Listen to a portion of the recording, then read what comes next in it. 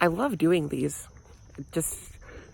It lets me, you know, have on record the thoughts that I divulge to myself on a near daily basis.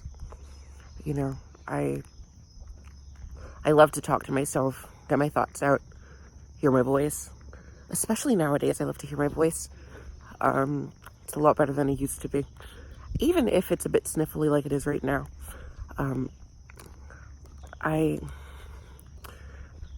You know, it brings me to center. It brings me to center to just have these conversations. Good morning. How are you? Good. You? Good.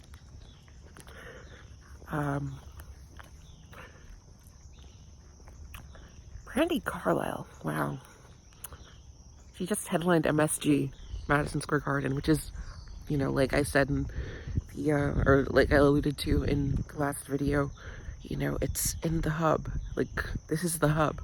This sphere right here, you know, it's the hub. Yeah, that is big news. I'm just very happy to be associated with her, you know, like, even if I'm like 5 degrees from her, you know, like, it's still, you know, I'm immortalized in that video, you know, even if you don't know my name. I'm in that music video for The Joke, and The Joke is the song of that album. It's the song that brings it all together. You know, it is the song that is timely to the history that it was released in. You know, I'm very thankful to Brandi Carlile and Danny Clinch and Linda Narvaez and Rachel Thompson, you know, for letting me take part in their project, even a year and almost 2 years onward, you know. It's one of the biggest things I've done. I don't know if it'll be the biggest thing I ever do, but it's one of the biggest things I've done, and I'm very thankful. Brandi Carlile apparently dropped out of high school to pursue music, and she taught herself piano and guitar while, I mean, that's what the Wikipedia article suggests, that it's right out of high school she taught herself that stuff, which is incredibly bold, and like, wow, what a way to have faith in your flesh and bone. Like, I find that so beautiful, you know. We're flesh and bone. We're just like cartilage that's got sparks flowing through it, you know.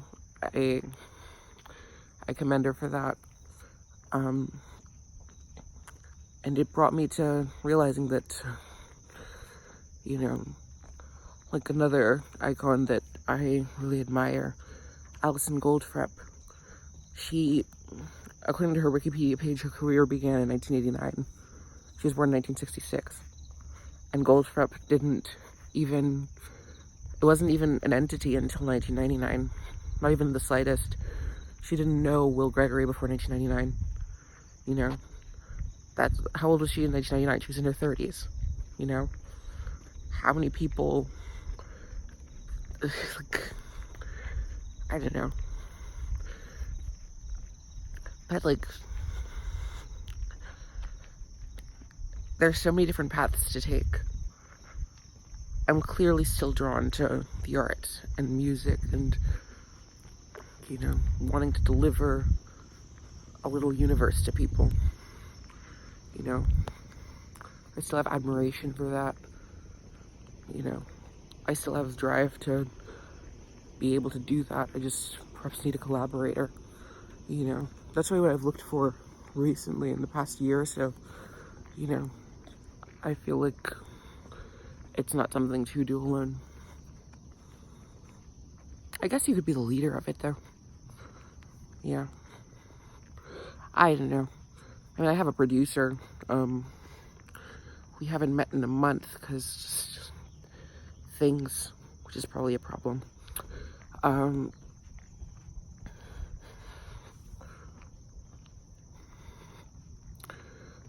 But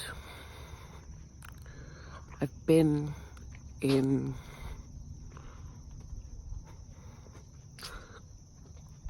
I've been in talks with myself and with him about recording, rehearsing, releasing, promoting, you know, an EP of sorts, you know, or even an LP of sorts, to be quite honest. Like, I'm ready to just have 12 songs recorded, you know, instead of having them sit on my phone forever, you know, unrealized.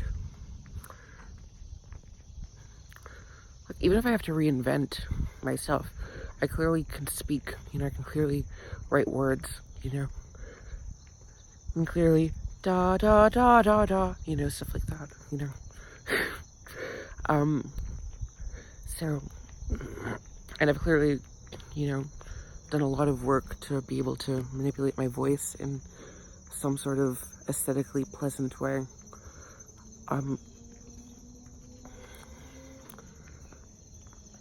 So, honestly, I don't see why such things should be abandoned just because I'm a little older now, you know. There's a lot of range as to when one can become who they're meant to be. And if the path is slow for them, honestly slow, and they're not just, you know, middling with their time, then that tends to be just the case, that they're going to branch out at a later date than perhaps the cohort that they grew up with. And of course I have, you know, my share of, you know, regrets, you know, not necessarily moments that I endlessly plead to have, you know, restored or whatnot, but moments that I look back and it's like, yeah, I see how that could have gone differently and how I would have ended up with a better outcome, you know. Like, one of my best friends in middle school was, I mean, I fought him twice, you know, in 6th grade and in 7th grade, yeah. He was kind of frat boyish, kind of douchey, you know, but when you were with him, you felt like you were in his care. Like, you felt like, you know, it was guaranteed to be a passionate time. Hold on. That it was guaranteed to be a loving time. That would be, that, you know, he would, wow.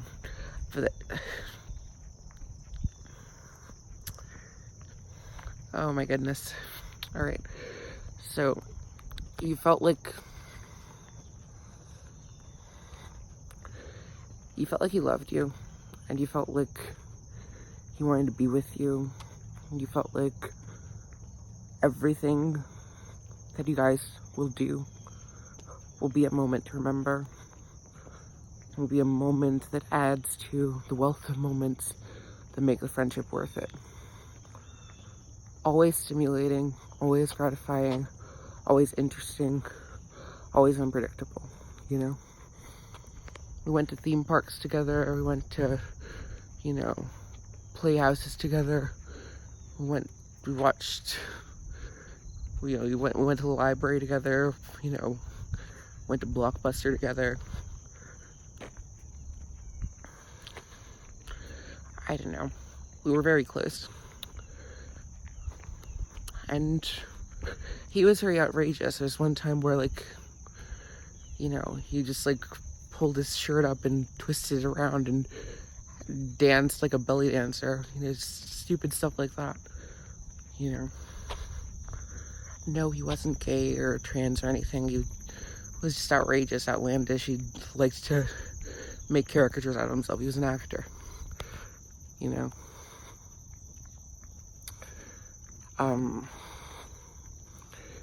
And I remember in woodshop class, which had a different name, I can't recall, I just got mad at him for,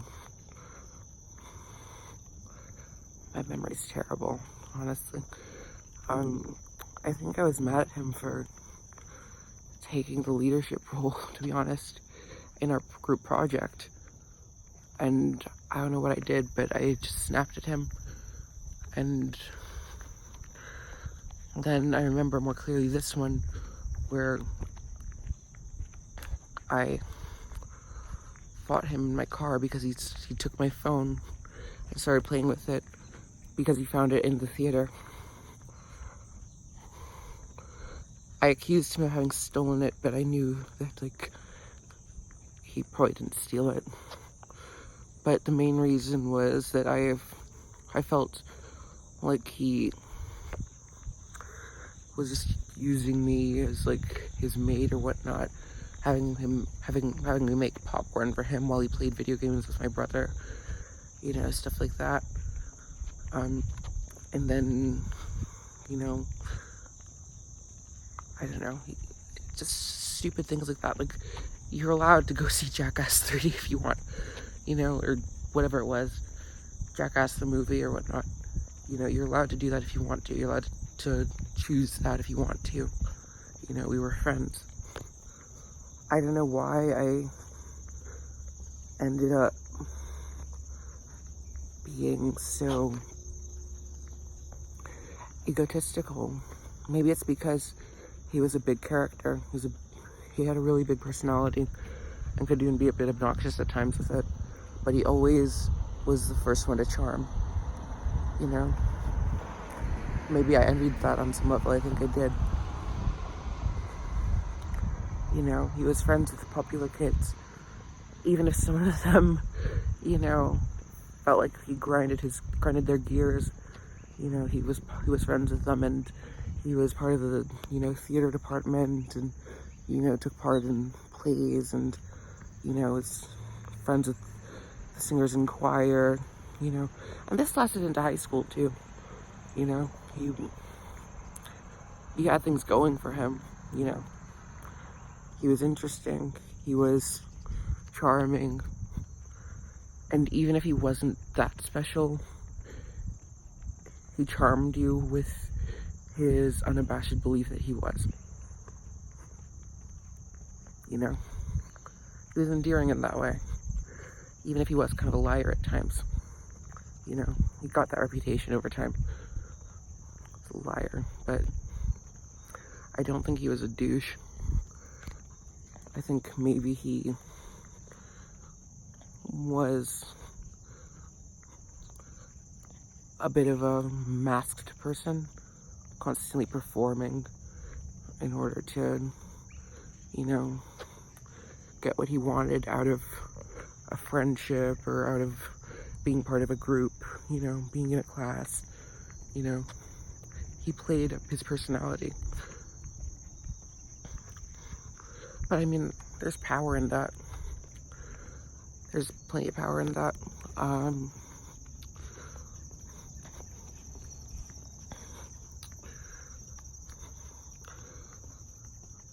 Looking back at that friendship I had with him, looking back at him, you know, it's like,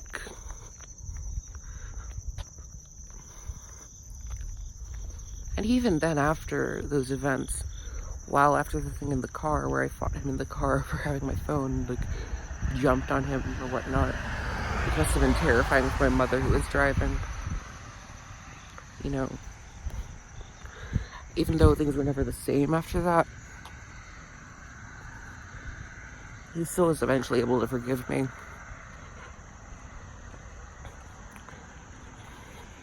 It was when I began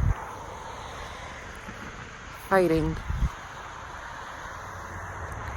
with a classmate or early upperclassman who, you know, like, rubbed his butt on me during this dinner cruise that I had with my choir at school.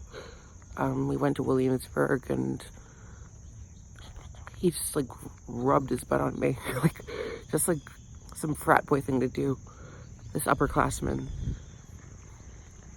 And I didn't like it. I was also really bitter that day. It was like a couple months after I came out falsely as gay, and I wasn't sure what to do with myself because I told myself a lie.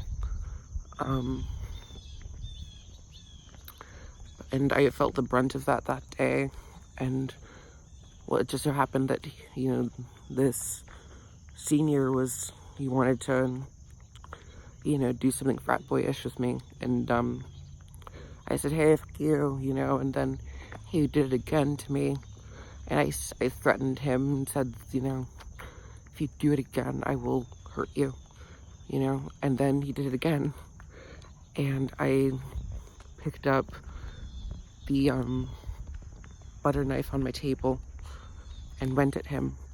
Did not injure him, but it was quite striking.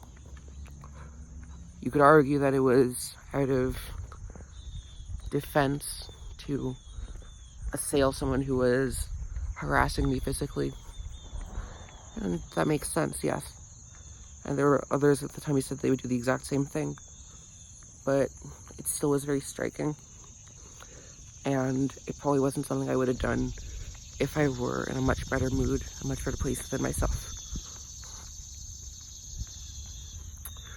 So that ruined my time in high school to an extent, even though I still had friends and still even did the play the year after. I was suspended for 2 months in sophomore year because of that.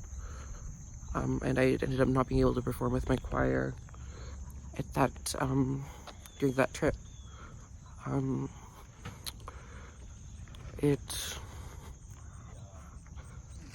I ended up not being in choir or in the music theory class that I wanted to be in during junior year of high school.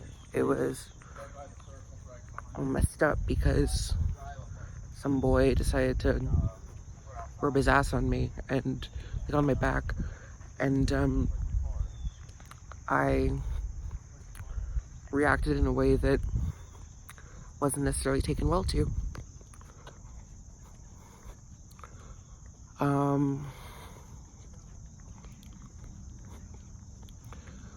So how do I title this together? I mean, I went kind of two topics at once, or two topics in succession.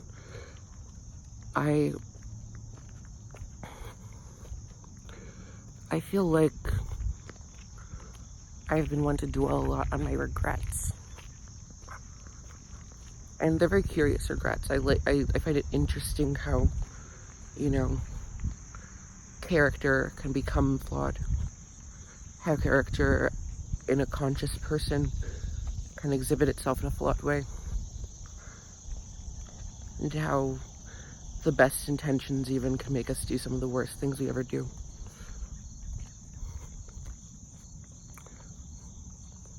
And especially in a period where those beloved figures of our culture are so prone to cancellation. It brings interest to me how, and in a fearful way, how I could end up, or could have ended up, canceling myself. Because I've had anger issues, I've had insecurity about my own status, I've had cutthroatness as far as like pursuing where I want to be. I've had rigidity and arrogance as far as my own views on things. And I've also considered what I perceive now as, and kind of always perceived as, perhaps the lesser side to choose when it comes to this politically fraught time, which is the more conservative, new right side of things.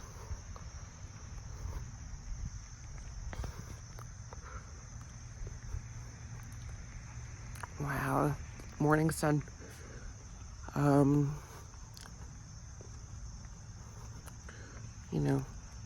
I also, I've been one to disrespect boundaries in the past. And I've,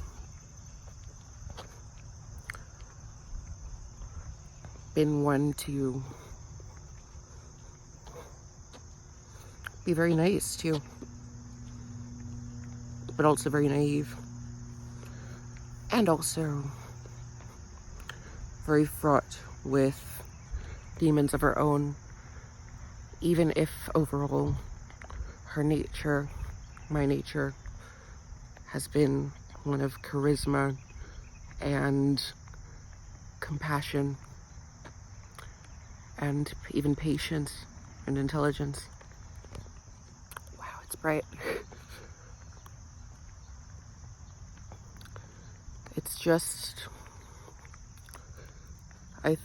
I've thought in the recent past that it's very easy to cancel me, and that I may have already been cancelled by having, deleted my social media profiles, and thus my portfolio of, my life and my professional endeavors, and also my links to professionals, as far as the web is concerned. But then I realized, I still live in Asbury Park, which is the hub of culture in New Jersey. Yes, if you get it wrong, people can screw you over. I mean, if you get it wrong and you screw people over, or you get it wrong, people can discard you. And there can be consequences to that. But also, if you're still around, and if there's anyone that still gives a damn about you, and there are many who give a damn about me, and still take interest in me, then there's definitely a way to make it. And Asbury Park isn't New York. It's just an annex to New York, an annex with its distinct personality itself, but also an annex to New York.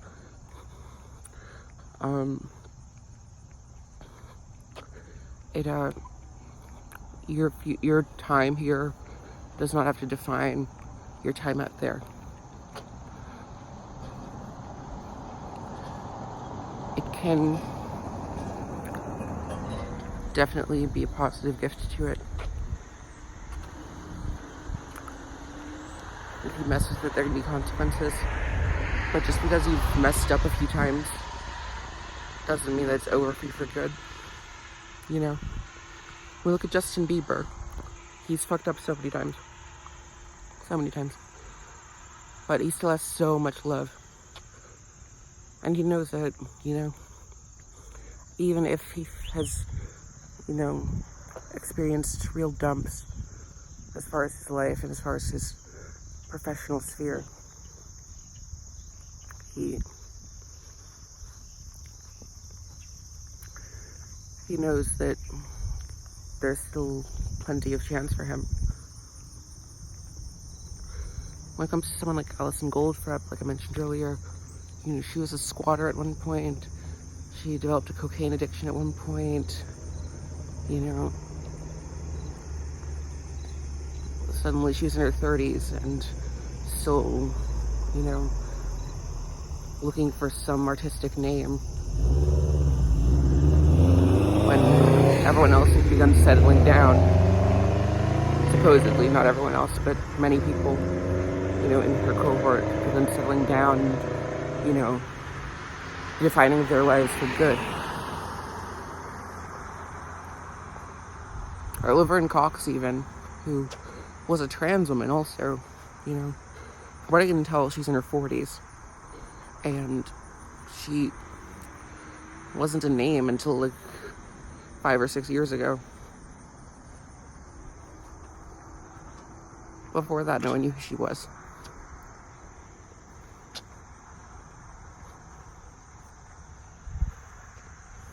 Even if she was born in 1984, which she probably wasn't, she would have been 29 then, when Orange is the New Black became a thing.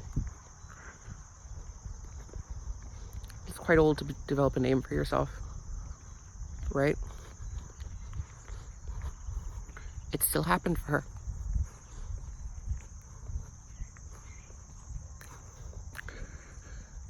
I always feel so dull, goodness. But You can't write it off just because you're 22. Like, I know I'm just speaking magically to myself, but like, it's true. Just because you have this complex story under you does not mean that you're screwed. That can be a great wealth as far as what you can offer to the world and what you have to say. And maybe God is giving you more time to develop a real sense of what you want to say to the world, what you have to say to the world, you know? Sometimes destiny takes patience.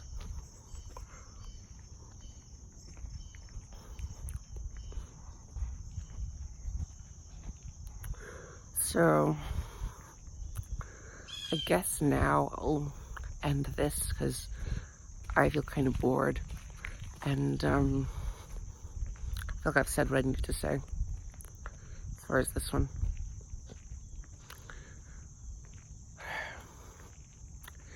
Keep calm and Jersey strong.